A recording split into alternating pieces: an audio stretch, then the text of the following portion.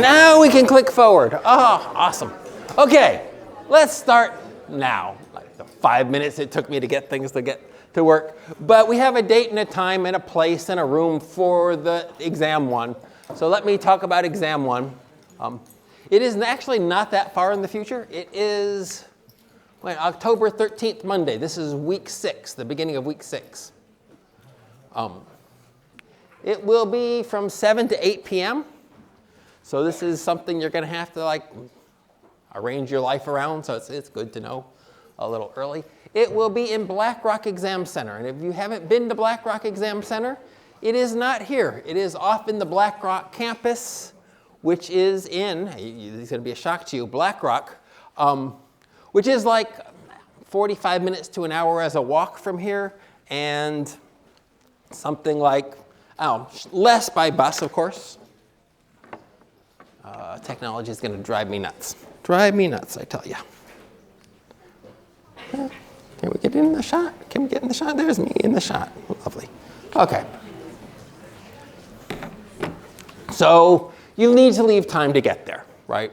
This is the only room on campus where we can do everyone all at once, and so that cuts down on logistics. It's much easier, but of course it's a little bit of a pain to go there, so plan accordingly to get there. It's going to be a multiple choice test. I will put some old exams up for you guys. It will be in the style of those old exams. It'll be 15 questions with no negative marking, which means that if you don't know the answer, you're just going to guess, because that's better than not. There's no reason not to guess. Obviously, it's better to know. And even if you don't know for sure, you can do a process of elimination. We'll talk about test taking strategies and stuff as we go forward. But, you don't have to try to game the system in that way. It's always better to guess than not to guess. And what will be covered is everything up to and including a week before the exam. Right, so that's everything up to and including October 6th. So we're really only going to have 4 weeks of stuff that are going to be covered in this exam, even though it's in week 6. Questions about this? Okay. One thing to emphasize at this stage, again, it's not on this campus. You have to make arrangements to get over to Black Rock, and you need to make arrangements to get home from Black Rock. I know that is easier for some than for others. It's just the situation of big classes, and there's only so many rooms where you can do it. Okay.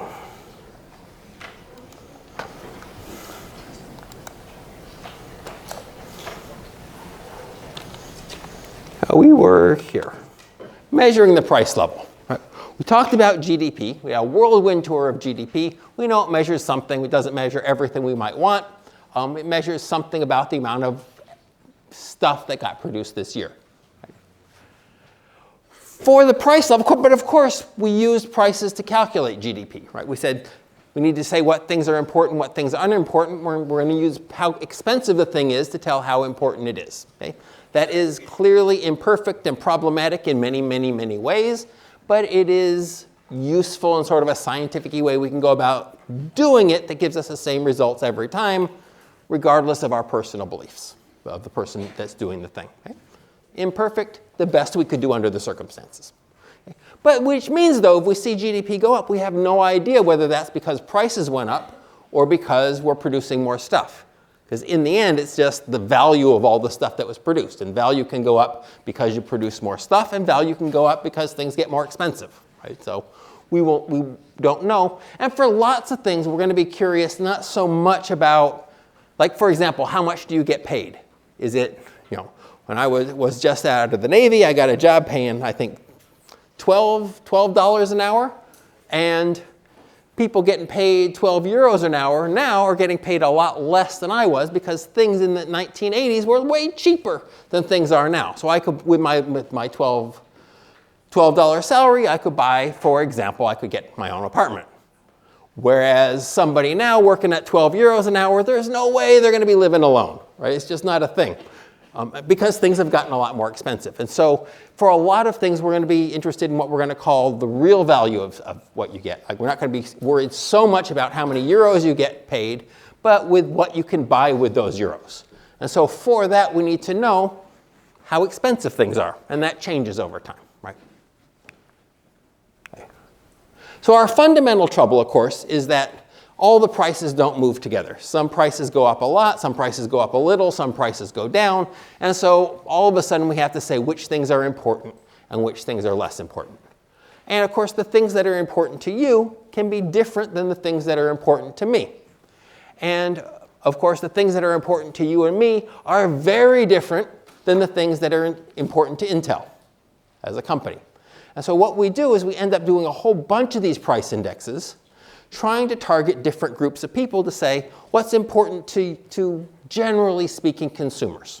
And that will be our consumer price index. What's important, generally speaking, to producers? That will be our producer price index.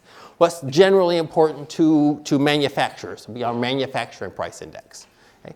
And so what we have to do is we have to say what's important to these people and how important it is. And the way we're going to do that is how much of this stuff do they buy? Okay? So the idea is we're going to get a trolley, we're going to go around, we're going to put stuff into our trolley. Or we should call it basket because the world calls it your market basket. Okay? But it's a trolley. And we put things in there that a typical, for example, consumer would buy, and we fill it up with the sort of average, typical stuff that an Irish consumer would buy. And so, for example, there's shampoo in there, in that trolley. Whereas if we were doing it for producers, no shampoo for Intel, right? Because they don't buy a lot of shampoo, right? And so there's different stuff in our trolley than there would be in the producer trolley. But we put in the stuff that would be typical for an Irish consumer to buy. And then we just go out and price that trolley and say, how much does it cost to buy that trolley worth of goods this year? How much does it, and the next year rolls around, we say, how much does it cost to buy that trolley worth of goods next year? And so on and so forth. Okay? Now, importantly, we're keeping our trolley the same each year, right? So that we can see if there's any change in this price index, it's really due to prices. It's not due to the stuff that we're buying. We're buying the same stuff each and every year. Okay? Now, what we got? We covered a bunch of these, so we just blah, blah, blah, blah, blah. Okay. So sort of the mechanics of this is that you pick a base year. And your base year is you're going to go around and on that year, say our base year is, I don't know what the base year that they're using at the moment, but say it's 2015. Okay. We're going to go around and see what a typical Irish consumer bought on 2015. We're going to put that in the trolley. And then we're going to price that out each and every year. And then if that cost of that trolley is going up, we say prices are going up. More formally, the consumer price index is going up. And if the cost of that trolley is going down, prices are going down. Okay. Okay. So our consumer price index, that just gives us like, this is the cost of the trolley, but that's not how it's normally reported. Like that, if we did it just that way, we would be saying the consumer price index is 53,000 euros, because it costs 53,000 euros to buy that trolley worth of goods. And that would be perfectly, absolutely fine, not a problem in any way. We could do that. We could just say that's the cost of a trolley worth of goods, but that's not how you're going to see them. How you normally see these price indexes is the base year is 100.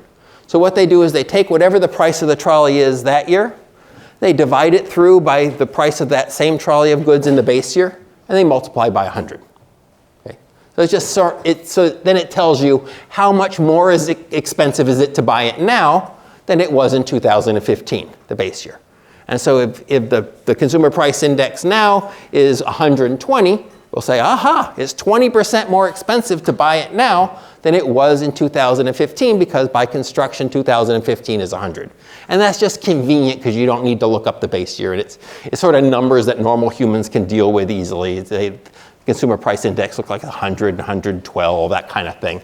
Numbers but it doesn't really change anything. It's just, and you can legitimately think about it, this is the price of buying a trolley worth of goods.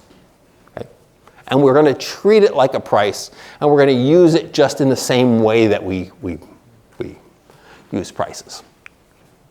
Okay. All right. Okay. Now, there's troubles with price indexes. I mean, this is all there is. There's nothing else. There's a million of these price indexes. The government puts out a bunch of them, but also private companies put out these price indexes. And the reason that they do this is because none of these price indexes are perfect for you, right? If you want to know how much does it cost this year compared to last year to live your life the way you're living it, the consumer price index is better than, say, the producer price index, but it's not perfect, because if you think about an average Irish consumer, well, they buy some shampoo, but shampoo, you've bought shampoo yourself. Some stores it's expensive, some stores it's cheap, some areas of the country it's expensive, some areas of the country it's cheap. Sometimes you're buying it in a suburban place, sometimes you're buying it in the city. It's all very different, the price you get even for a shampoo.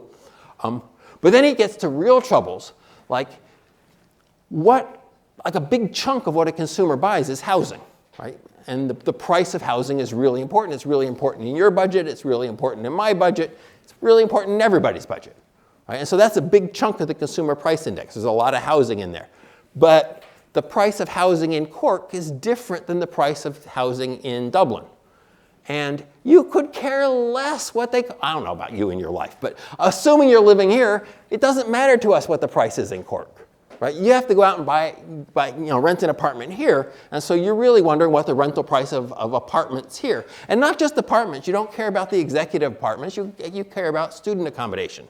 And so if it was a trolley made just for you, there would be student accommodation in Dublin in there, and no other housing at all, because it's irrelevant to you in your life. Right? But of course, no one's going to do that just for you, right? And say, well, what kind of house does she like? It's going to be. They do, by the way, student price indexes, right? To see how much it costs for a student to live, right? Putting in the kind of things that a typical Irish student would have in there, right? And so none of these are going to be perfect for you. They're not going to reflect exactly what you buy, but some of them are better than others.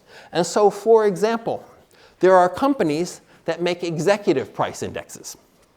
Because there are, suppose you're running IBM and you have a major consulting thing, or I had this guy that I met early on in life, and his job was to fix hotels that weren't working. So there's a big chain of hotels, and mostly they're profitable, but every once in a while one of them gets in trouble and it's unprofitable. It's all in the red. And so they got this guy and they would send him out for 5 years to make that hotel profitable. Okay? And he was really expensive for them because he was very good at this. He could save He could save a dying hotel. So he got paid way more than other guys. And so they're sending him off to random places to fix these hotels and make them profitable. I met him in particular in Syria, where he was fixing a hotel in Aleppo, very nice hotel. And so he was there for 5 years in Aleppo, Syria, way before the war, trying to fix this hotel and make it profitable. Now, if you got a guy like that, this is a guy who's fairly mobile. He's an executive of some sort, right? And he could go work for some other company. And you're sending him off to some place, and he's going to uproot his family for 5 years and whatnot. And so you have to compensate him for that place and also give him enough that he and his family can live the life they're used to, right? Because he can go work for Hilton as an ordinary manager and have a normal life. So you have to give him enough so that when he goes to Syria, he's not destitute and he can send his kids to a good school. And so what they would do, what these companies do, is they price out the stuff that a typical executive would buy. So sending the kids to some international school, 14 kilograms of cocaine, all the stuff that your typical executive would buy, they put that in the trolley and they price that out in Tokyo and they price it out in all the different cities of the world that you might be sending these guys to. And then companies buy this price index from them so that they can compensate their staff enough, but not too much. Right? And so there's loads of these things. None of them are going to be perfect for you. Okay? So that's one of the troubles with them. They're giving you some kind of average consumer, but there is no average consumer. Everybody lives somewhere, right? This trolley has a little bit of housing from Cork, a little bit of housing from Donegal, a little bit of student accommodation in Dublin, a little bit of luxury accommodation in Dublin, a little bit of north side, a little bit of south side. It's all in there, but no one's buying all that stuff. There's no human who buys all that stuff, who rents all those apartments.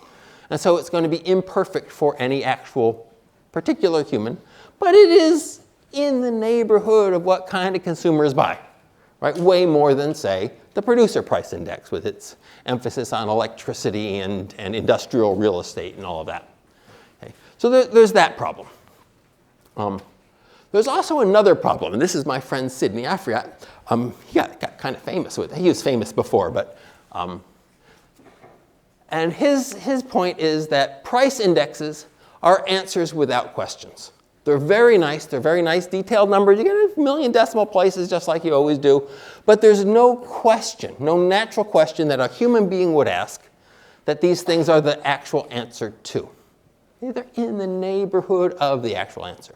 So, for example, one natural question to ask is how much does it cost for a student to live in Dublin?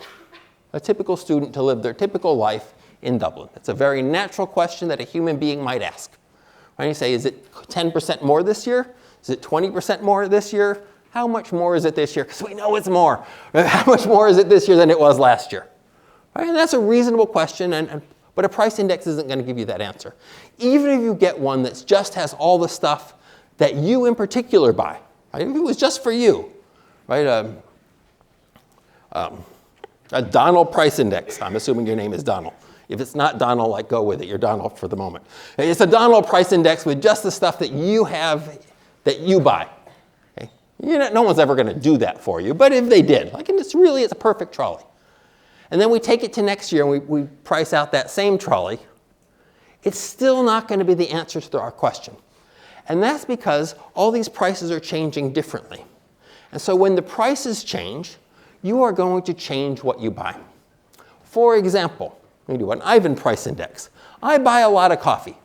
Way, way, way too much coffee. That's probably the biggest part of my budget.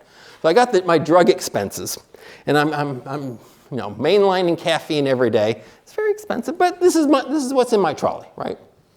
And then the price of coffee goes way, way up. Right? There's something going on in South America, and there's a protest, and whatever.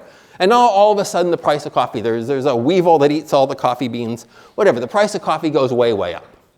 Okay? Now, one thing you could say is, okay, now it costs you 20% more to buy all the stuff that you normally buy because this coffee tripled in price, and so it's a part of your consumption, and now it's 20% more. Okay? And that's true if I bought the same stuff that I did last year, but I don't have to. I'm not required to buy the same stuff. And now probably on the margin, sometimes I'm going to see the coffee price. I'm going to say 15 euros for a cup? Like, oh, come on. Like, I've already had 8 cups today. Let me pass on the last cup because 15 euros, that's ridiculous. Right? And so I'm going to substitute away from the expensive thing towards a cheaper thing. Right? So we can do this measuring this trolley. Like, take our base year and find out what a typical person buys. But as the prices change, a typical person is going to buy something different, but we're keeping the trolley the same. And in particular, a typical person is going to substitute away from the newly expensive things towards relatively cheaper things. Right? So the price index is going to overstate how much it actually costs to live in Dublin. Right? Now that housing is so expensive, you can live under a bridge. It's fine. You just substitute away from the expensive thing, housing, and into the bridge, which is the cheaper thing. And so, being a little silly, but the idea is that you can change what you buy, right? And the price index can't take that into account. So it's a construct. It is, once again, the best we could do under the circumstances. It is far from perfect. Right? So far from perfect because the trolley doesn't match what any actual person buys. Is far from perfect because people will change what they buy as prices change, and it doesn't reflect that in any way. Okay. Another problem we have, which is more of a mechanical problem, is that it's all well and good to say pick your base year and then we're never going to change the trolley. But if we did that, we would have picked the trolley in 1842, and we'd still be on the same trolley, so there would be lots of horse carriage rides and stuff on there and very few computers on there. So every once in a while, you have to update your basket. Right? You can't keep it the same all the way through, like the theory says you should, because what we buy changes over time. And so it will become less and less connected to what actual consumers buy over time. So every 5-10 years, they're going to switch the basket.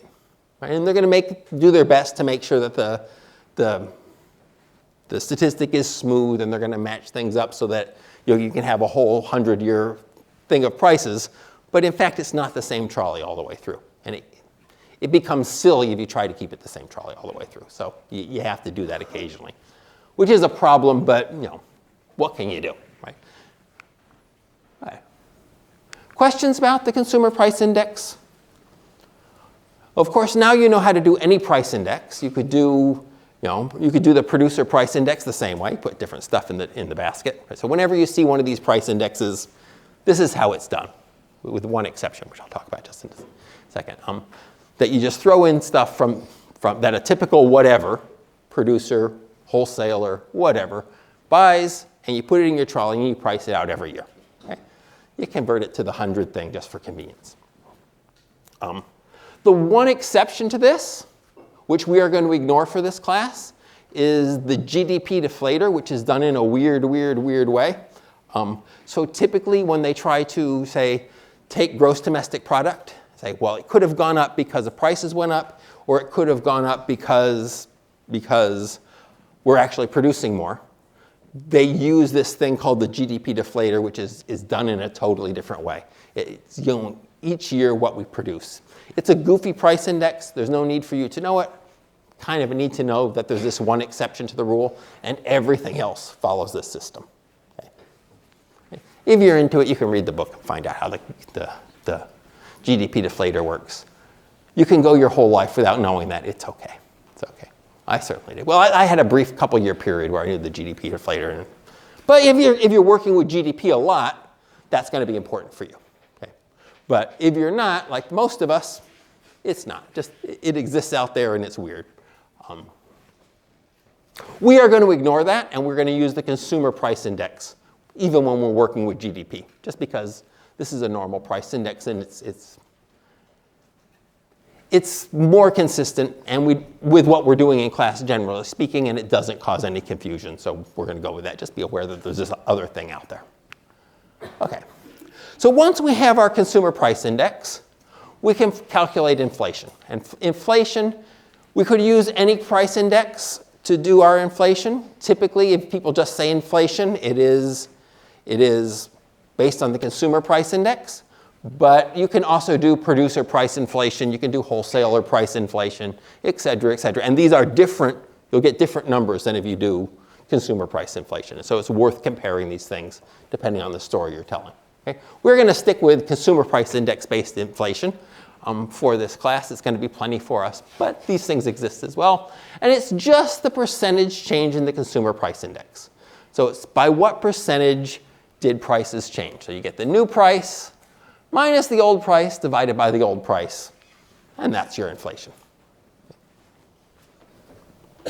It's not so super deep, but there you have a formula. You can tattoo it on your arm. Lovely. Okay. So here's Irish inflation, just to give you an idea what's going on, like how these things look.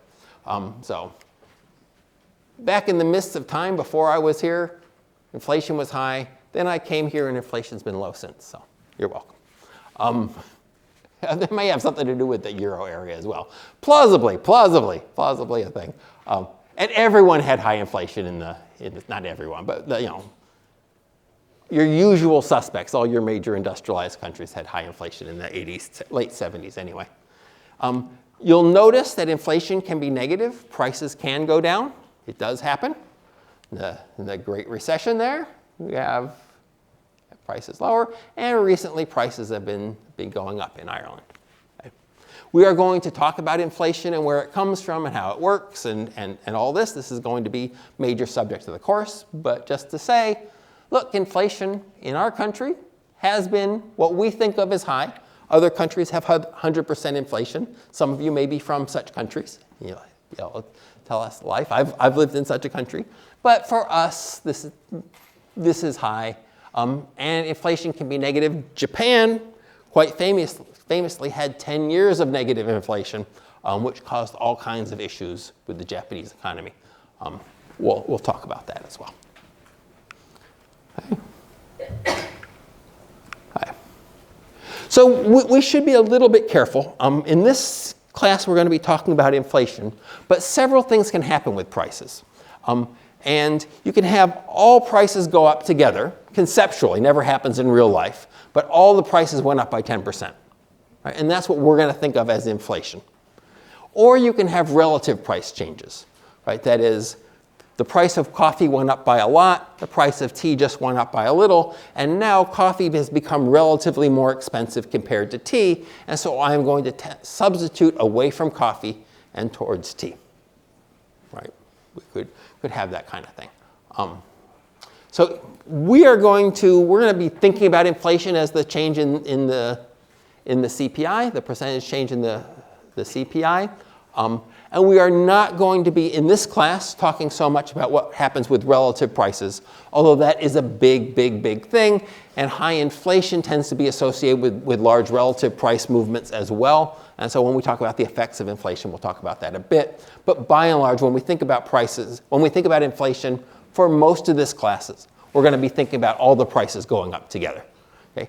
And so if we think about all the prices going up together, you say, oh, we're doomed, we're doomed, we're doomed. But no, it's not necessarily true. Okay? What can happen if all the prices went up together, the price of housing doubled, which sucks. On the other hand, the price of humans doubled as well. We don't buy and sell them, but we do rent them nowadays. You can rent a human out there on the market. It's called a job. And you could get a job, and the wage that you pay is the price of renting that human. Right? And so if the wages double and the rents double, kind of nothing really happened. Right? It now just costs twice as many monopoly monies as it did before. You can still buy the same number of rooms in your apartment as you could before. Okay? And so inflation is what we're going to be focusing on. And in principle, when we say all prices going up, we are also saying the price of labor going up, so wages going up as well. Okay, so there's nothing right off the bat that says that has to have any major effects on anything. Right? Before everything was labeled, you work for 10 euros an hour and toothpaste costs 1 euro. And so, in an hour of work, you can buy 10 tubes of toothpaste. The next year, prices doubled. Toothpaste costs 2 euros, which sucks, but you're getting paid 20 euros an hour. So again, you can still buy 10 tubes of toothpaste. Right? So nothing real changed in some sense. It's going to turn out that this kind of thing can still have effects on the economy. But clearly, relative price changes are going to do more. Right? If all of a sudden everyone stops buying coffee because tea is relatively cheaper, that's going to change things in a different way than this. Okay? All right, so the one thing that we're going to talk about a lot. Well, I don't know if we're going to talk about lots, but it's going to be an important distinction all the way through, is the difference between nominal values and real values. Okay?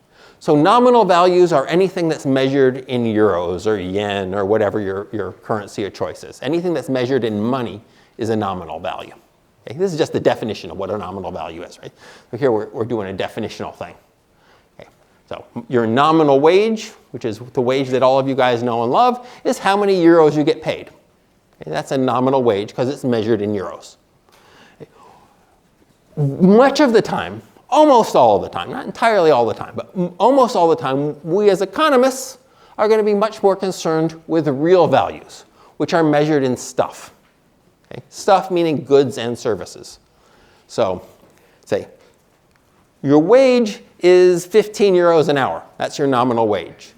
But we're going to be concerned with what can you buy with that wage? How many trolleys worth of goods can you buy with the money you're being paid? Right, so if your wage doubles and the price of the goods doubles, your nominal wage has doubled, but your real wage has stayed the same because you can buy the same stuff that you could before. So we're going to be much more concerned whether your real wage is going up and down than we're going to be concerned about whether your nominal wage is going up and down. Because it's just, we're just sticking numbers on it. It's just a label, really. But if you can't buy the stuff that you could buy before, that's much more worrying.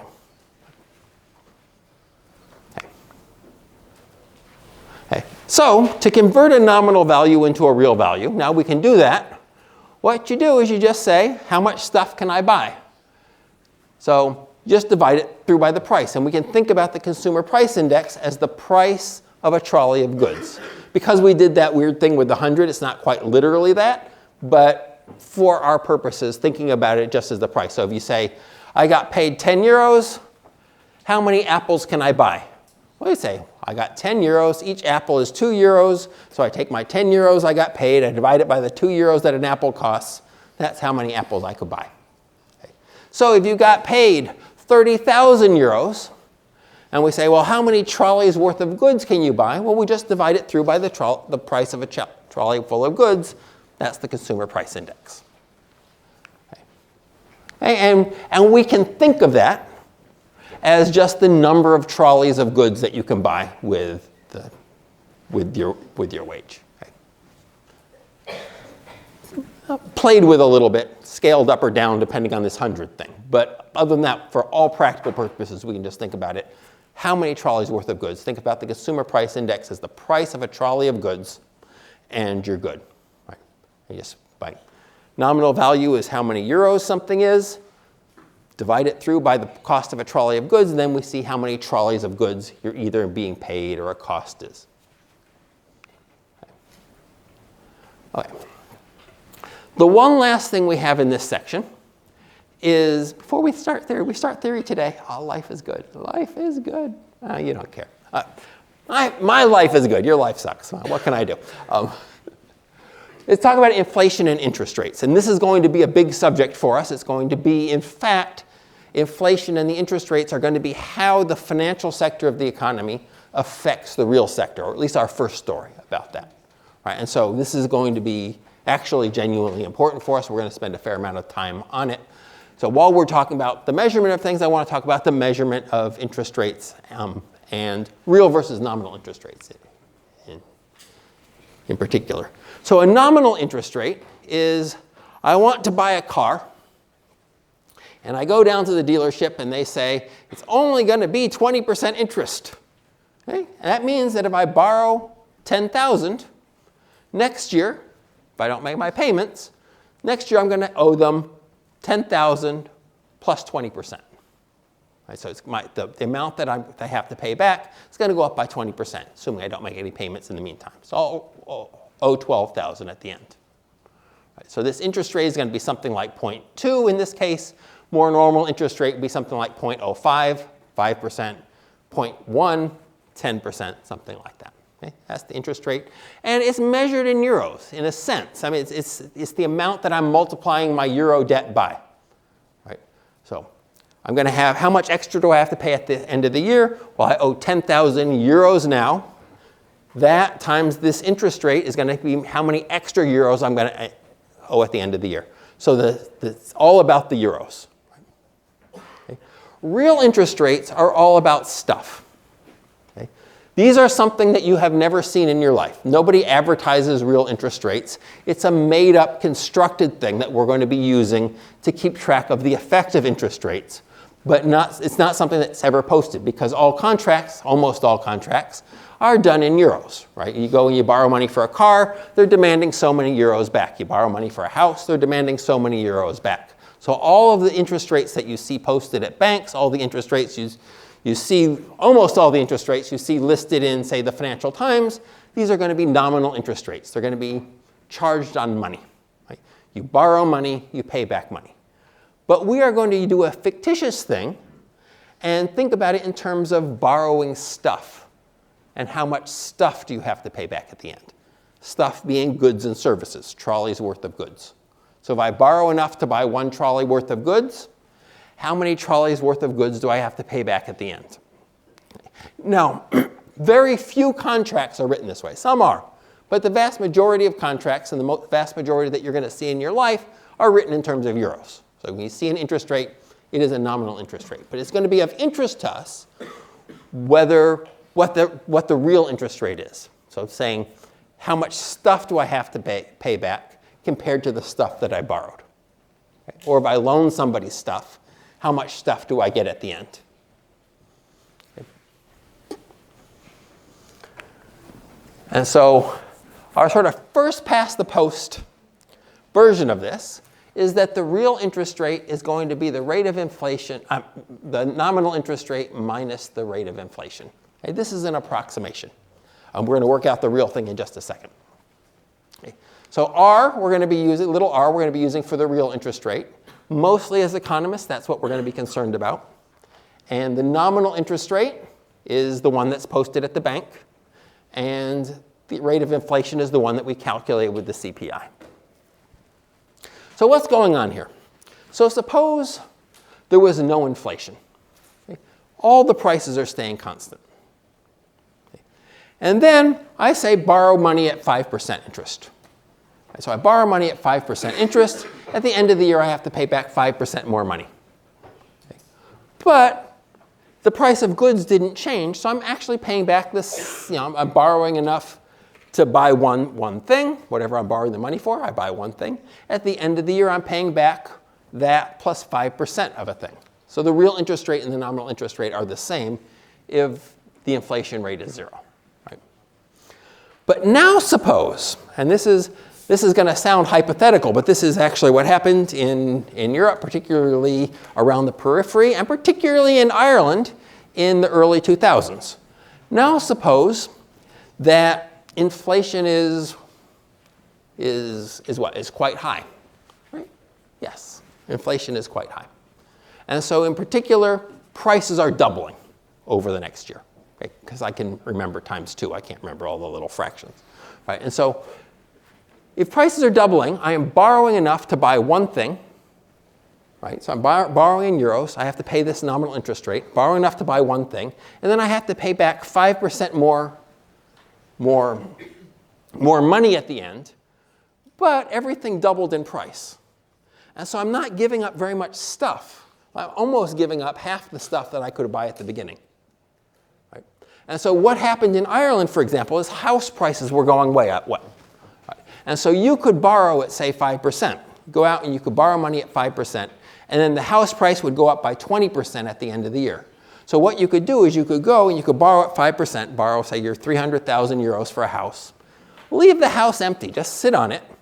At the end of the year, you could sell that house for 600,000, and you only owed, 315,000 at the end of the year. And so all that was profit. And so lo and behold, this is a gold mine, is it not? Is it not? So everybody ran out and were buying houses. Everyone and their brother were buying houses, some people to live in, some people to flip like this, because you're making a profit, not even by using the house, just by the fact that the inflation rate, in particular the inflation in houses, was so much higher than the nominal interest rate. The price of this asset was going up much faster than the cost of the borrowing. Okay, so here was a situation with negative real interest rates. And all around the edge of Europe, we had negative real interest rates, 4, 5, 6, 7, 8 years, depending on the country. And so all of those countries, in one form or another, were borrowing really heavily. In Ireland, it was very much borrowing to buy houses, individuals and firms borrowing to buy houses. In Spain, it was very much the government borrowing to put in new airports and whatnot. In Greece, it was very much the government borrowing to give services to Greek folks and stuff. But all is not like really individual situations. It's really the fact that we had negative real interest rates. And so borrowing, holding on to the thing and then selling the thing becomes a profitable way to go. You're paying back less stuff than you're getting, right? So I'm borrowing enough to buy one thing. At the end of the year, I only have to pay back half a thing. And so that's a great deal. And so these real interest rates are really helpful for figuring out whether it's a good idea to borrow, not a good idea to borrow. Okay. The reason this happened to us, by the way, is that we'll come back to central banks. We don't know what a central bank is, but our central bank is in Frankfurt. And it's mainly run by the French and the Germans. Everyone gets a little say, but it's mainly run by the French and the Germans. And if push comes to shove, just the Germans. For reasons that are historical and relevant. But so those guys were setting the interest rates in a way that we'll learn how they do it, to be good for Germany and France. And all of us little guys around the edge ended up borrowing loads of money from Germany and France and using that to buy houses or airports or services for the Greek people and all this stuff. Right? And we had much higher inflation than Germany and France did, so our real interest rates were negative while theirs were more normal. Right? Whole lots of reasons why in that. Okay. Right. So that's our thing. But here's where we get tricky in terms of technology. This is just an approximation, and I think it's worthwhile to run through where it comes from. It's worthwhile, first of all, because I like math. But secondly, it'll show you what the real interest rate really is, whereas at the moment I think it's probably, okay, he's talking about something. Right? It didn't really settle in what it is, so I want to define it more formally. And also, people who should know better kind of memorize this, and this works really, really, really good. And it's like if you're a bond trader or something. This is really important, it turns out, right? For just the reasons why Irish speculated in the housing market. Right? The real interest rate is important, so getting the real interest rate quickly is important. And this approximation for Ireland and Germany and whatnot is really very good. And so you can get rich in the bond market knowing this, like genuinely rich. But then if you take it to some other countries that have higher inflation, it all of a sudden stops working. So we want to see why it's an approximation, why it's such a good approximation for Europe recently, in recent history, but why it's not always a good approximation. So you're a very successful bond trader working in Europe, then you get moved to the developing countries desk and all of a sudden you're losing money. Why?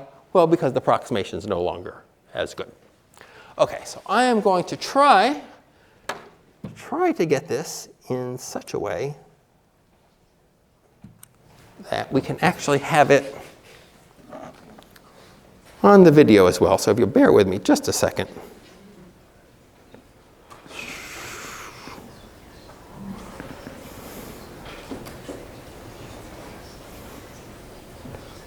Well, the video people are going to suffer a bit, but that's only fair. They'll get something, but they're going to suffer a bit. It's not all going to be there. Okay, so what do we got? We got some glasses, we got some notes, and we got a pen. These are the things we need to make this happen. Okay, so our first questions are, we have, is this showing? No, it is not. So let's zoom out like so. 1 plus I. This is our nominal interest rate.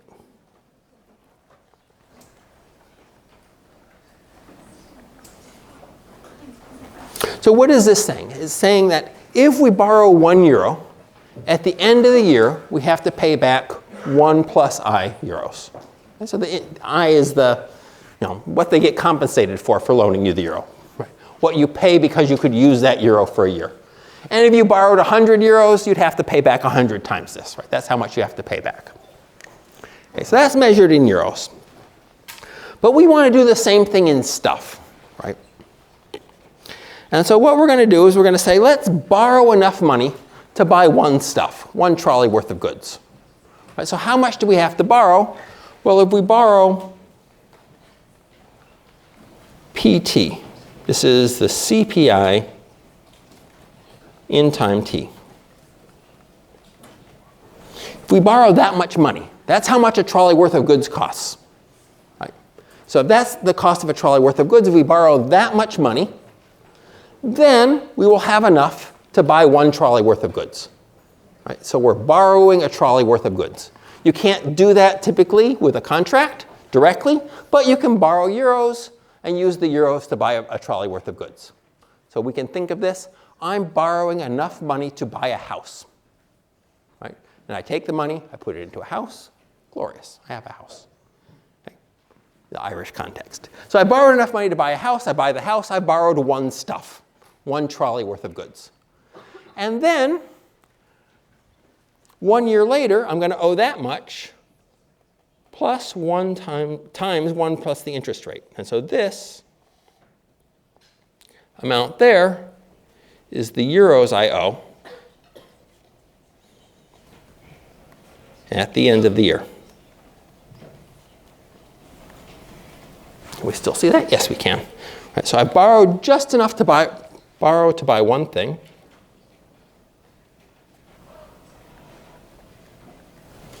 But this isn't comparable. We're wondering how much stuff do I have to pay back at the end of the year. So I have this much euro debt now. I borrowed enough to buy one thing, but now I have a bunch of euro debt, and I wonder how many things I have to sell to pay off this euro debt. Right. And so what I have to do is I have to divide this by the price of stuff. Right. So this is the amount of euros I owe, and so if I divide this by PT plus 1,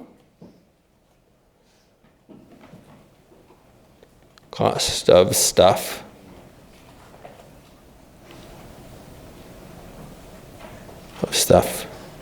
to pay off debt.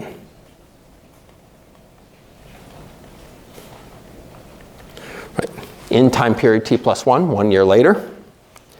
This is the total amount that I have to pay back in terms of stuff. So if we take all of this, PT 1 plus I divided by PT plus 1, all of that is the amount of stuff I have to pay back.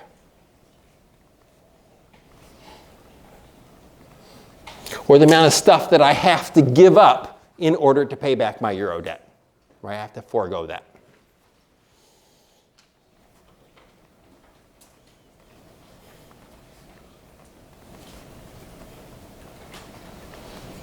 So this is 1 plus the real interest rate. Right? Because 1 plus I, the nominal interest rate, was the amount of euros I had to pay back when I borrowed 1 euro. But here I borrowed 1 stuff. This is the amount of stuff that I have to pay back at the end. So this is the definition of R.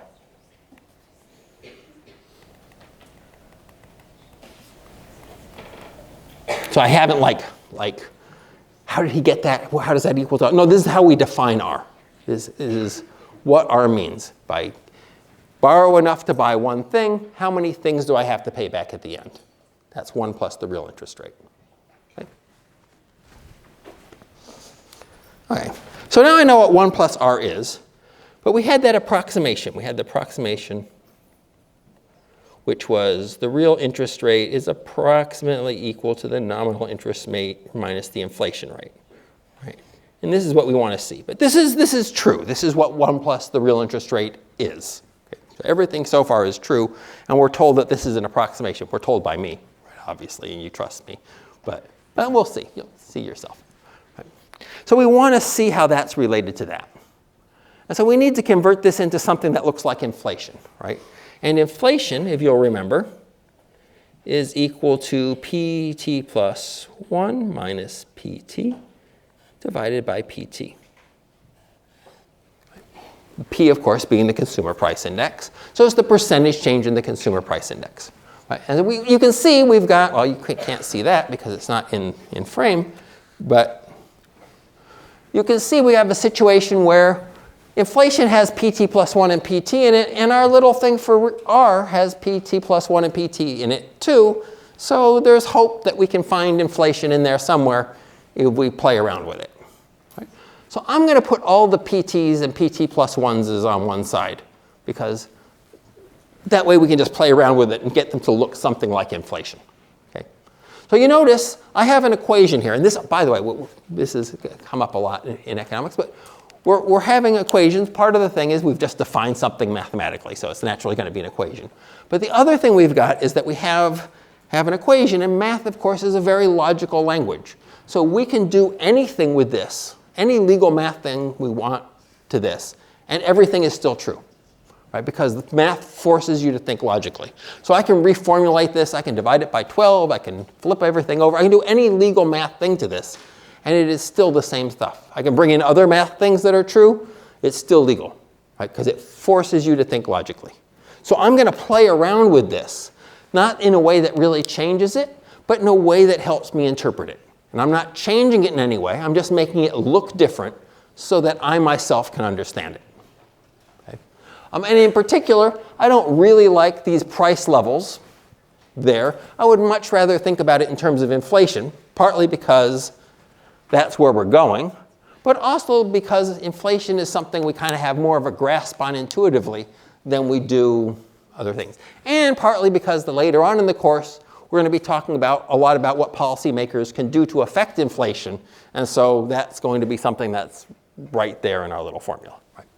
So I want to get this left-hand side looking like inflation. And so what I'm going to do, let me make a number for this. Let me, if I can get this back in frame. I'm going to just copy this over what I had before, nothing new here. 1 plus I divided by pt plus 1 is equal to 1 plus r. This is just what I had at the other page, just to, okay, nothing new. So I'm going to put all the prices on one side. So I got pt divided by pt plus 1. I'm doing this, I'm just dividing by 1 plus I, so I get on 1 plus r divided by 1 plus I. So I've just divided both sides of the equation by 1 plus the interest rate. I'm assuming, by the way, when I'm doing this, that the interest rate is not negative 1, because then this division wouldn't be legal, right? It wouldn't be a legal math thing to do. So clearly something special is going on when the interest rate is negative 100%. Okay. Now you can think, what is negative 1? Like, okay, that's mathematically true. But what does negative 100% mean? It means that when you loan me money, I have to pay you back 1 plus minus 1 equals 0. I have to pay you back nothing. So minus 1 for the interest rate is really a gift. And of course, all bets are off with gifts, right? It's a whole different world of thought process when we're talking about gifts. So it's reasonable to think that the interest rate is probably not minus 1. And it's reasonable to think we really shouldn't be thinking about this as a loan if it really is a gift. So we're okay with this fact that we divided by 1 plus the interest rate. But we do have to be careful as we do this, that we're not doing anything illegal mathematically, right? Because math is a very logical language, and when you're doing something illegal mathematically, it's probably telling you you're doing something illogical. Okay? And you're going to have to go back to the story and say, well, what the heck was that? That was illogical there. And what we're doing illogically here is we're treating a gift like a loan, right? if it's negative 1. So that's okay. That's okay. Okay, and we have inflation, just to remind you, is pt plus 1 minus pt over pt. So inflation has pt plus 1 at the top, and we've got pt plus 1 at the bottom. I don't like that. I don't want like things flipped over and stuff, so I'm going to flip both sides over. It means cross multiply by everything. So I'm just going to flip the left-hand side over. I'm going to flip the right-hand side over. We get pt plus 1 over pt is equal to 1 plus I over 1 plus r. I can do this assuming that none of these things are 0, right? If I'm dividing through by pt, it better be that the price level isn't 0. That would mean that everything in the economy is free, so that's probably okay. It's probably, I don't know if you've ever been out on the economy, but last time I was out on the economy, some things cost money. So we're probably okay with this. And we're saying that the real interest rate is not negative 1 either, which is a little more problematic. But still, that's so beyond our normal life, lived life, that we're okay with it. For any economy that we know, this is fine. Okay, so we've got this, and now we want to get things in terms of inflation. And so what I'm going to do is I'm going to subtract and add 1 to both sides of to the left-hand side. See, pt plus 1 for pt minus 1 plus 1 equals 1 plus I over 1 plus r. Now, one of the beauties of math is you can always do that. You can always add and subtract 1. No one can stop you. I don't know how you live your life, but that's pretty exciting to me. But of course, minus 1 is just pt over pt, right? And so I can write this as pt plus 1 minus pt over pt plus 1 equals 1 plus I over 1 plus r. Okay? And this, of course, is inflation. This is why I wanted to subtract the minus 1, because I see that we have a minus pt over pt. That's minus 1, and so that's helpful. Okay, so what I get is on the left-hand side, I have 1 plus inflation is equal to 1 plus I over 1 plus r. And this is exact. This is a true thing. This is another way we've used our definition of the real interest rate and the definition of inflation. Right? Both of those are always true. This is a true thing. Okay? Exactly true. But you can't see it, so it's less exciting than it might otherwise be. But this is an exact thing. Okay, where are we here?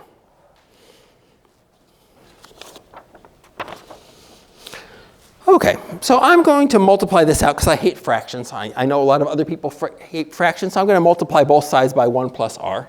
And I get 1 plus pi times 1 plus r is equal to 1 plus I.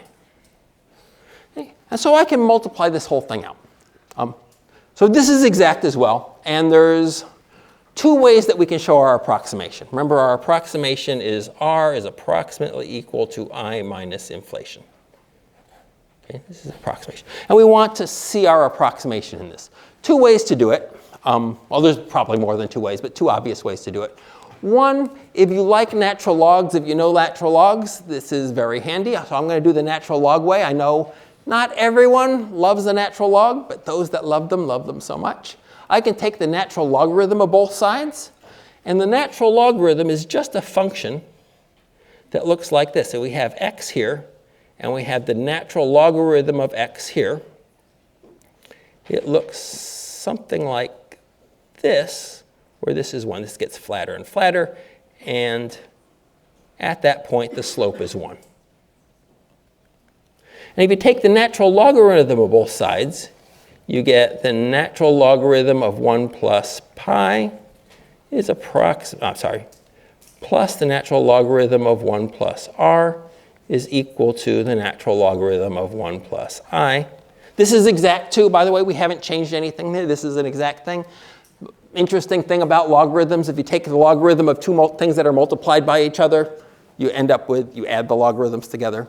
If you haven't seen this, don't worry about it. You're fine without it. But if you have seen it, joy, joy, joy, the glory of math. Right? So we want to show the glory of math, obviously.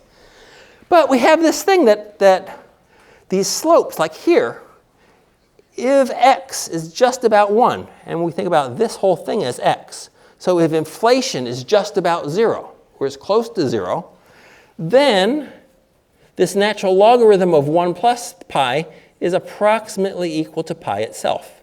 And the natural logarithm of 1 plus r is almost equal to r itself, right? Because the slope here is 1. And so if we go a little bit off, we pretty much go up by the same amount that we go over.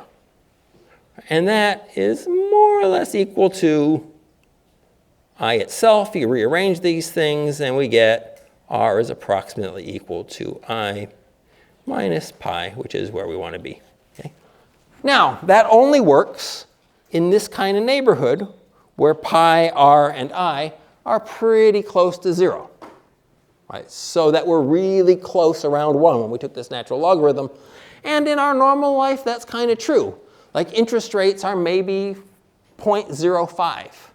Inflation is maybe 0.02. And so these are numbers that when it's really close, and so it's a pretty good approximation. But as you go farther and farther away from 1, so as say pi gets higher and higher, this gets flatter and flatter, and it's no longer going to the left. It gives you the same amount going up as it's going. So it gets flatter and flatter, and this assumes that it's just a straight line. Right? This approximation assumes that we have a straight line here, which is not true when you have large values of x. Right? So that's one way we could do it. I know I was talking to a very small audience there. Yeah, so let me talk to a larger audience now. This is a way we can think about it that everyone can follow, and it's actually probably more easy to interpret. Okay, that bit was just for my own gratification. This is the bit that matters. Okay, we've got this thing. It's not looking like what we're going for. We're going for y is r approximately equal to I minus pi. Right, this is where we're going. So natural thing to do is just multiply everything out. Right? Forget this log craziness. That's just nuts. But let's just multiply everything out. We all know how to do that. Let's multiply this little equation out. We get 1 plus, that's 1 times 1, 1 times r, pi times 1, pi times r, equals 1 plus I. This is, by the way, exact still. We can simplify things and put r on one side, and we get the 1's go away, and we get r equals I minus pi r. Okay, this is exact. But of course, it's not the same as our approximation, right? Not equal, because we got this minus pi r. But if we think about sort of normal levels for pi and r, inflation, it varies, of course, but it's probably something like 0.02. And the real interest rate, we haven't encountered it in life yet, but it is, say 0.04. Or maybe they're flipped around, right?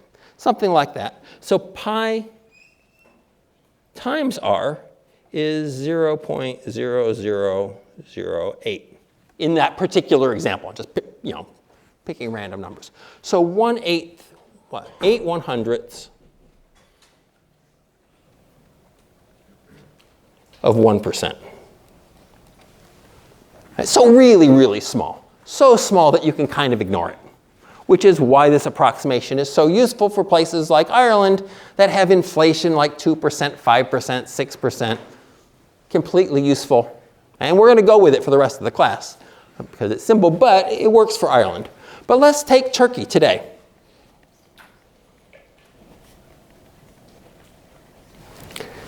And we don't know the exact numbers, but inflation in Turkey today is roughly 100%. Not the 0.02, the 2%, but it's more like 100%. People debate what it is, but 100%-ish is in the ballpark. And the real interest rate, again, we don't know at the moment, but say 20%, which is 0.2. So then pi times r is 0.2, 20%. And then this equation is all of a sudden off. Instead of 8/100ths of a percent, it's off by 20%. And that is a big deal. So when you start getting high inflation rates or high interest rates, this approximation is not too useful. Okay? And in fact can mislead you. Now we're going to go with it because it's simple, it's easy, you just subtract, and it's fine for the course. And in fact, it is fine for professional work in Europe these days. Okay? Not every place at all time, not Europe in all time periods in history, but Europe these days, last 50 years, you're glorious with this, no troubles. Okay? Maybe a little bit of troubles in the 70s, but okay. Okay, so that's where we're going to leave that. If I can go back to the PC, and let's get my smiling face on TV.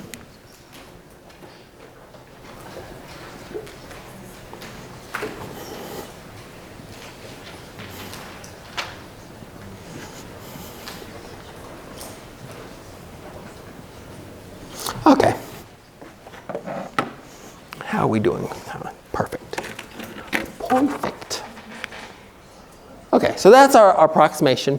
This is all we've got for measurement this year. This is when you're looking at last year's stuff, when I put the old exams on, be aware that I have gone through it in like a third the time that I gave them. So we went on measurement and stuff for a lot longer than that there, so they got more covered, right? Now, that's because you got shortchanged, and I don't care about you, and I cared about them. And no, it's because I just want to do different stuff, right? And there's a time constraint. We can only do so much in a semester. I would prefer to do other things. Yeah, and so this is enough that we can tell all the stories that we need to tell going forward. Okay. So what did we cover? We covered GDP, what it is, and we covered the expenditure method. We did not cover the other two methods of calculating it, other than that they exist and why. The sandwich theorem, 3 ways to think about any sandwich, 3 ways to think about GDP. We're going to go back and forth between them, income, expenditure, and production. Right, 3 ways to think about it. And we talked about consumer price index deflating nominal quantities, real versus nominal values. This is what we've covered so far. And then we get to leave it behind, and we can do theory. Ha ha, ha ha. I don't know, I'm happy. You can be happy or not. I don't think I opened it. My lectures.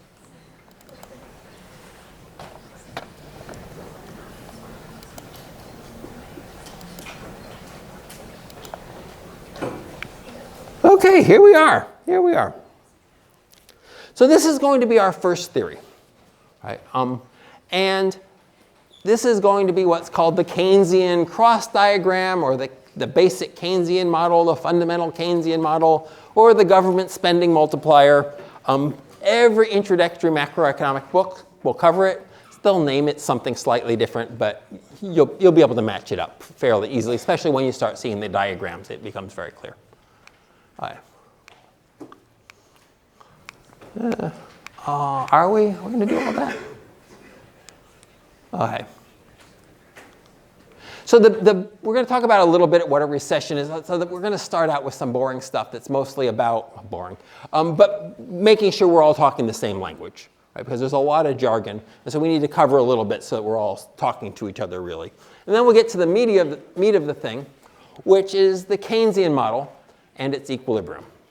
And the point of this model is point 4. So when you're done, if you understand what the multiplier is, or the government spending multiplier is, you will be good for the chapter. If you're able to see it in the graph and you're able to tell it in a story, that's what this chapter is all about. Okay, that's where we're going. Okay. Obviously, that's not going to happen today, but that's where we're going with this, to teach this one concept. And that's, yeah, we'll talk about that. Okay. Right. So we're going to define recessions and expansions against something called normal level of output. Right. So life is going on normally, and then for some reason, the economy just starts screwing up, and all of a sudden, nobody has jobs. Like, what the hell? All of that, like, perfectly good people that were working hard, the business seemed fine, then all of a sudden, the business is closing and everyone's out of work. Okay. So this is defined against normal. It is not, and normal is difficult. Like, if you're an empirical person, trying to figure out what sort of the normal level of output, normal level of GDP is tricky, because every year is special. We don't get a sign saying this year is normal. There's all kinds of things going on this year. There was things going on next year. There's things going on last year. As an empirical person, that's going to be really, really difficult to figure out what normal is. And so this whole black art of trying to tell whether we're in a recession or not is based on, are we doing better or worse than normal? And you have to figure out what normal is. And it's going to be hit or miss, right? You're going to do the best you can. But for us, from now on, we're all theorists. And so for us, it's not a problem. We just say there's a normal out there, and we're going to wonder why we're doing better than normal, why we're doing worse than normal, or why GDP is higher than normal, why GDP is less than normal. So a recession, we have it,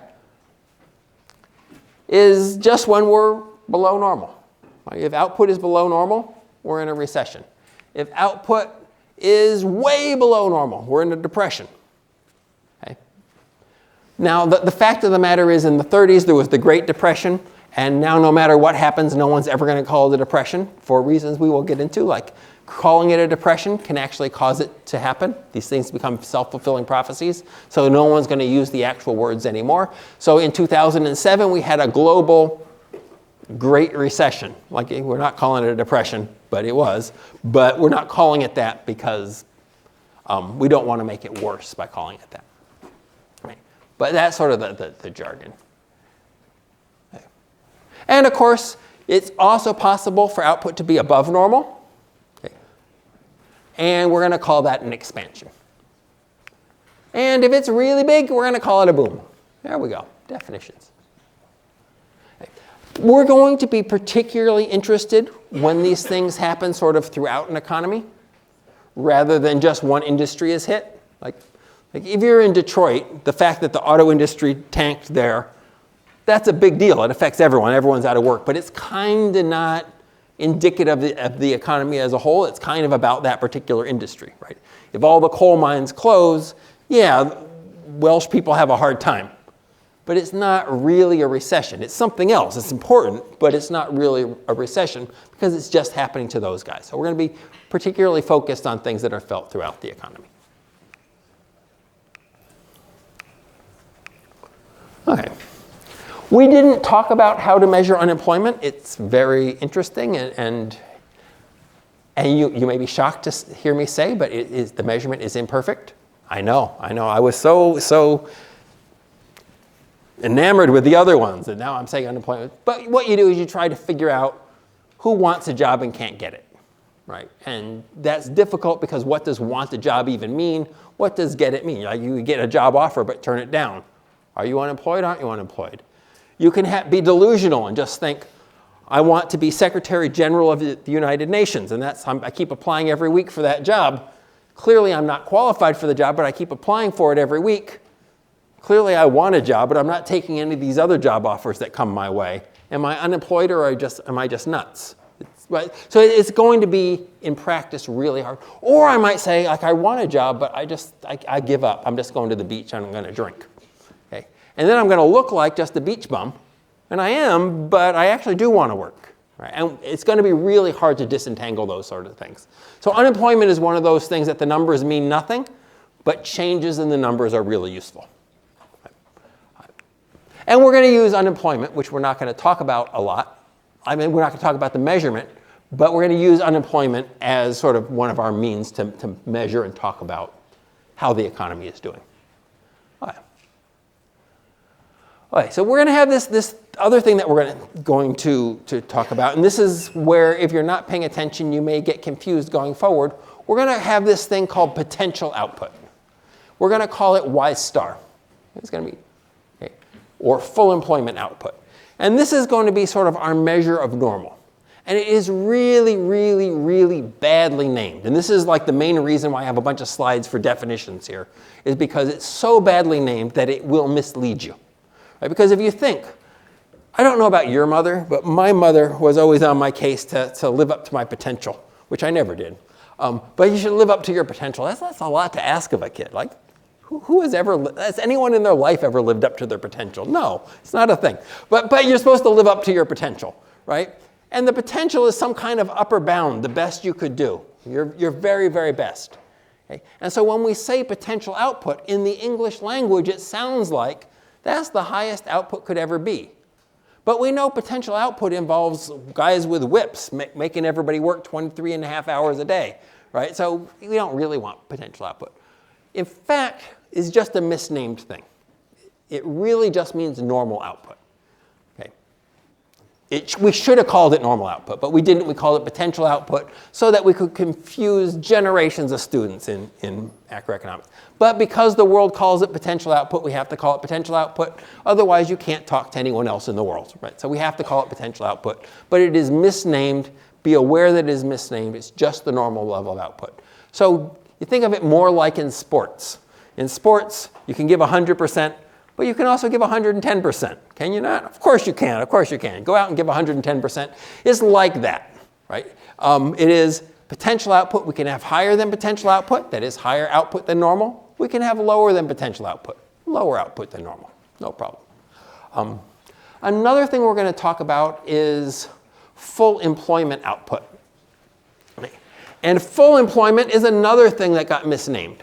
Full employment doesn't mean the most people that we could possibly hire, that every single person is working. It doesn't mean that. It just means the normal number of people are working. Again, it is not the best we could do. It's the normal amount of unemployment we call full employment. Okay? I am so sorry of what my profession is doing to you. But these are the facts. They're misnamed. They're misnamed. They both just mean normal level. All right, so the difference between the output we get this year, the output that happened this year, and the normal level of output, potential output, this is going to be what's called the output gap. And we are going to define the output gap this way. It is the normal level of output minus the output that we have. Right? Y is just GDP. Right? You can think of it as income. You can think of it as expenditure. You can think about it as stuff produced. Right? And we're going to go back and forth between those. But our output, how much below normal level of output is our output? Right? How far have we fallen below normal? So if this is positive, for example, it means that our output is less than potential output, right? Less than the normal amount. So this is a measure of how, if you think that low output is bad, which is how people normally think about it, if low output is bad, this is a measure of how bad things are. Potential output tells you how bad things are. Okay? And this is the way that the profession talks about it. This is the way that it's normally done. But some of you will have books. I told you you can get any book you want. Here's where the books are going to differ. There are some books that define the output gap the other way around, right? And so just be aware which book you got, right? We're going to talk about it this way, which is how everyone talks about it, but your book may define it as y minus y star. Okay? It's not a problem, but you need to be aware so that you don't get confused by things. So make a circle of that, look in your book, check it out, because it will be very confusing if you don't notice that that's the thing. Okay, so a positive output gap means things are bad. That's a recessionary gap. We're in a recession because output is less than the normal level of output. Okay? And likewise, if it's negative, it means we're producing more than normal, and that is an expansionary gap. So if you look at it, whether things are an expansionary gap or a recessionary gap, that will be the same in all the books, but whether that measure of output gap is positive or negative at that point depends on how they define the measure. Okay. What do we got?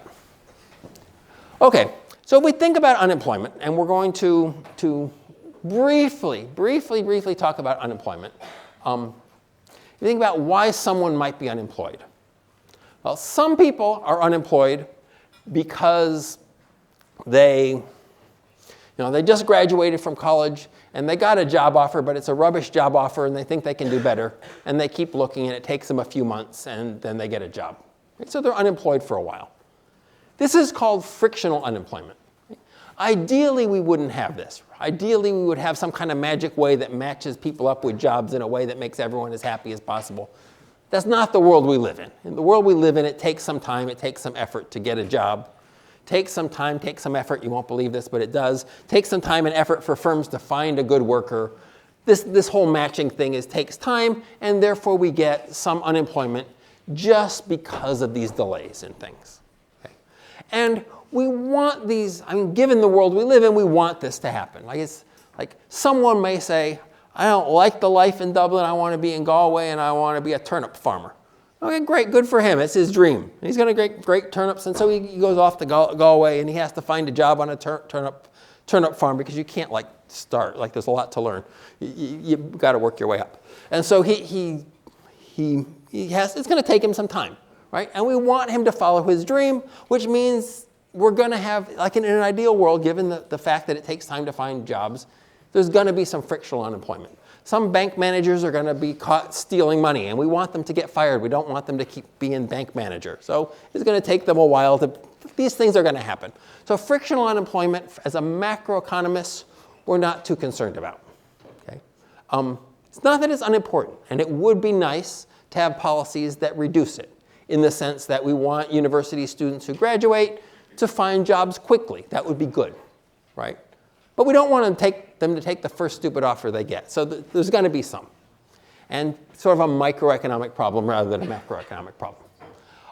We also have things that are real problems where you have a mismatch between the skills in an economy and the jobs in the economy. Right? So for example, a while back, Waterford closed the crystal factories. So we have a lot of very highly skilled crystal manufacturers who know a lot, really highly skilled people, but there's no crystal producing jobs. You got to go to South Korea to get them, and then you got to learn Korean. It's a whole thing. You got to take up some kind of love of pachinko or something. So it's like a whole life change, and so we have highly skilled people, but we don't have jobs that can use those skills. Right? That's called structural unemployment, and that's really, really, really bad. Clearly a bad thing. Right? What do you do with these guys? They're 50. They've learned loads. They know lots of stuff, but they're not useful in the economy how we structure them. So this is an important problem, but again, it's a microeconomic problem. It's a problem of targeting those specific skills and either retraining those people or getting industries that can use those skills, targeting specific people, targeting specific industries. But that's a source of unemployment as well. Again, for macroeconomics, we're largely going to ignore that. What we're going to be concerned about is frictional unemployment. That everything's going along normally, and then all of a sudden the economy tanks, and people who had perfectly good jobs, they're kicked out on the street, and it's just because the economy is doing badly. It's not because of anything they did. It's not even anything that the firm did. Just the economy is doing badly. No one's buying products, and they're not able to find a job. Okay? And this we're going to call cyclical unemployment because it goes with the business cycle. In boom years, you're going to have low cyclical unemployment. In bad years, recessionary years, you're going to have high cyclical unemployment. And this is what we're going to be trying to address in this class. This is what we're going to focus our attention on. Okay. But what you get out of this is that there's going to be a normal level of unemployment. And this we're going to call the natural rate of unemployment. And that includes the structural unemployment, which is very bad, the frictional unemployment, which is kind of bad but not too worrying. But it doesn't include the cyclical unemployment. So this is if everything is going normal, this is how much unemployment we're going to get. We're going to call it U star. Okay? The normal level of unemployment. It is also, very confusingly, often called full employment level of unemployment, which is goofy. Like, if you have full employment, how come you have unemployment? But it is sort of the normal level of unemployment. So at full employment, we're at Y star, even though that's actually people unemployed. Okay? This is no cyclical unemployment. Okay. All right, what do we got? Yeah, so, similarly, our output gap, unemployment gap is how different our unemployment is from this normal rate of unemployment. Okay? And again, if this is positive, and this is why it's nice the way we defined it before, with the output gap before, is that when this is positive, it means things are bad. If unemployment is higher than normal, that's a bad thing. Right? If output is lower than normal, that's a bad thing. So both of these measures say positive numbers are bad. Some of your books will say the other one the other way. All right. Okay, so in a recession, typically unemployment will be higher than normal. In an expansion, typically unemployment will be less than normal. Okay. That's our definitions. Breeze through them again. I spent a whole lecture on these last year. Okay. Breeze through them because we want to get to the real thing. So here, now we'll slow it down again. So here we're going to start to try to understand the economy. Okay? And the way we're going to do this is through a series of models. So these are going to be little toy fables about the economy. And our basic trouble is that the world is really, really complicated. So complicated that there's no way our little brains can possibly grasp it. And I know that sounds insulting. Probably is insulting. But I'm not just saying your brain can't grasp it. My brain can't grasp it either. Nobel Prize winners' brains can't grasp it. It is beyond human comprehension. And to see that, if you think about the game of chess, if we think about the economy includes lots of things. It, in particular, includes people playing chess. So chess is, for sure, way simpler than the economy, because chess is part of the economy, but only a small part, a really small part. Right? So if we were to fully understand the economy, we would definitely have to fully understand chess. But we know for sure that we will never fully understand chess. Because even though it's a super structured game, right? It's super structured, one move at a time. You move, then I move. You move, then I move. We know exactly what the victory conditions look like. There's a very limited number of moves you could do at any one time. Even then, estimates differ, but there are more reasonable games of chess than there are atoms in the universe. Like, it is way beyond, and you think of like what it would take if we turned our whole planet into a computer, like in Hitchhiker's Guide, right? That's not enough atoms there to even like have one atom for each atom there's no way. There's no way we're going to fully understand chess. There's way too much going on. Now the computers now can do way better than the humans can, but they have not completely solved it out. Even though we know in principle it could be completely solved out.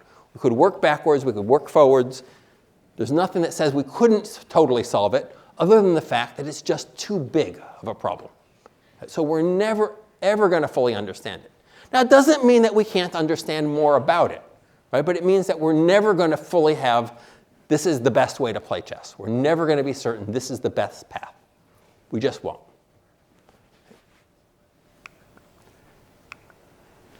So what we're going to do, and so we know like the real world is way more complicated than that. Even just meeting someone is way more complicated than that, right? You get introduced to somebody new. Who's going to say the name first? Well, in chess, we knew the white piece was going to move first, right? But in any kind of human interaction, we don't know that. How hard are you going to squeeze the hand? Like there's all kinds of facial expressions. There's pauses. People can speak at the same time. Loads and loads of things can happen, even in the simplest human interaction, that are way more complicated than the game of chess. And then everything that happens in the economy is an amalgam of all these human interactions. People are meeting people, and they're trying to sell people stuff, and all that stuff. We're never going to fully understand it. It is well beyond our ability to fully understand, because we can't even understand those little structured things. But it doesn't mean we can't learn something about it. It doesn't mean we can't do better. It doesn't mean we can't be smarter. But we have to give up on this idea that we're going to fully understand the economy, because we are not, right? But what we can do is we can say, okay, let's say we can't fully understand it. So the general strategy we have for this is to say, okay, I can't understand the economy, but I want to understand something about the economy, right? And so what I'm going to do is I'm going to create something simple. We're going to call this a model. It's not going to be as complicated as reality, so I'm going to use some skill and some insight to simplify reality down to something I can actually understand, and then I'm going to understand the heck out of this thing until I really understand what's going on in this simple thing. And if I was clever at the first stage, what I learn about the simple thing will also give me insights about the real thing. Okay, even though I haven't fully understood the real thing, I've understood something about the real thing that I didn't know before. Okay, this is going to be the approach. So we can do that with chess, right? Chess is a model that we can't solve, but there's a model that we can solve. And so we can try to come up with something that captures the essence of this problem. And so we can use, for example, tic-tac-toe, noughts and crosses, right, as a model for chess. It is not chess. It is not as interesting as chess. It is not as complicated as chess. But it has some similar features, right? You go first, then I go. You go second, then I go. There's only certain moves you can make. And those moves depend on what the other guy made, just the way chess does. Chess has more moves you can make, but they're interconnected, and there's clear victory conditions. And you may have noticed in tic-tac-toe, noughts and crosses, if you played it when you were young, it was fun for a while, and you nagged your big brothers and sisters and your mom and your dad, play another game with me, play another game with me. And then when you became the big brother or sister, and your little ones were saying, can I play? Oh, God, it's so boring. I don't want to play this thing. Because it's fun for a while, and then you totally figure it out. Right? And once someone has totally figured it out, and we can because it's so simple that we can actually solve it out, the way we can't with chess, even with supercomputers. We can't solve chess, but we can totally solve tic-tac-toe. Right? And you did by the time you were 6 or 7. You totally solved it. Right? And what we find is that when people are good at this, that they typically draw. Right? At the beginning, your brothers and sisters beat you every time. But then all of a sudden, you're always drawing the game. And what we find with professional chess players is the higher you go, Magnus Carlsen accepted, he's a weirdo. But other than him, the higher you go, the higher percentage of games are drawn. Right? It's never always drawn, but ties become more and more common the better you get. So now, you can say, well, tic-tac-toe, that was really insightful, and I learned something about chess from tic-tac-toe. Or you can say that was utter rubbish, and it has nothing to do one with the other, and you're just making something up. And that is your prerogative either way. Because what I've done is I've created this model of chess. My model of chess is noughts and crosses. And it captures some things about the real game, some things about chess. Well, there's an order to the moves, etc. But other things it doesn't capture at all. Right? The whole strategic thing and there's lots of stuff going on in chess that's not going on here. And so you can say, quite reasonably, Ivan, you made this simplified thing, but it has nothing to do with the thing you're trying to understand, and you've just wasted everybody's time. Congratulations, you big jerk. Completely reasonable. Or you can say, that's very insightful, and now I understand why so many grandmasters are tying all the time. Okay? That's a judgment call. It's totally a judgment call. And every model that we do to try to explain the economy may be useful, maybe not useful. They're all going to be wrong. Every model is going to be wrong, but some of them may be useful. Okay? They're wrong because they're a simplification of reality. And we need to do that because that's all our brains can handle. But they may be useful. So all of this, there's going to be sort of an art and a science to it. We're going to, artistically, we're going to try to come up with something about the real world, try to capture in a little thing that we can understand something that's important in the real world. Okay? And then we're going to use our little toy to really understand that part of the real world, to really understand it. And then we're going to say, okay, now we understand that bit of the real world. Now let's try to either understand something else in the real world or to maybe complicate that little toy to make it capture more of the real world. And the art part of this is to really capture something useful. Like I can make a model that's totally useless. No problem. I've made many of them. Many useless models. But if we're careful, if we're clever, maybe we can come up with a little story that helps us learn something. But it will be wrong. It will be wrong for sure, because it is simple, the world is complicated. So we know it's wrong, but maybe it's useful. Okay. And then, of course, the science bit is the analyzing the heck out of it so that we really understand it. Okay. A lot of times we'll use math for that because that forces us to think very logically. But we're going to try to understand as much as we can out of this little thing. So a lot of the complaints about social sciences in general is they come up with this little thing which is obviously wrong, and then they spend forever analyzing the hell out of it. Like it doesn't deserve that much analysis. It's way wrong to begin with, and so why are you spending 3 months trying to understand this little thing? And that is to get as much as we can out of it. Right? Okay? And sometimes, of course, it's a waste of time. Sometimes useful. Okay. And then we're going to add more realistic features. So we're going to start out of the simplest model of the economy that we possibly can. And it will, like if you don't rebel against it saying, this is way too simple, this is silly, if you don't say that, then it means you're not thinking about the problem. It is going to be ridiculously simple. We are going to be able to learn something about it from that, right? So it's going to give us this government spending multiplier that I was talking about earlier. So it's going to give us something, and then we're going to make it more realistic. Now, in this class, we're never going to get it super realistic, but we're going to add stuff to it that helps us understand the world better, hopefully. Right? But we're going to start really simple. Okay. So if you're criticizing a model, saying it's not realistic isn't really helpful. Saying it's wrong isn't really helpful because they're all unrealistic, they're all wrong. It's about whether it's useful, whether it's capturing something important in the world or not capturing something in. And that's up for debate. Like this one's a super famous, the one that we're going to do is super famous. John Maynard Keynes, giant of the 20th century macroeconomy, came up with it. Doesn't mean it's useful. It's up to you to decide whether it's useful. Useful to some, not to others. And if you say this is complete rubbish and not a use to anyone, I can give you 15 to 20 Nobel Prize winners who agree with you 100%. You will not be in bad company. If you say this is great and it really captures something important, I can give you another 15, 20 Nobel Prize winners who agree with you there too. So it really honestly is a judgment call. Is it capturing something useful about the world or not? Okay, I'll leave you there and we'll start the actual model next time. Okay, so see you on Tuesday.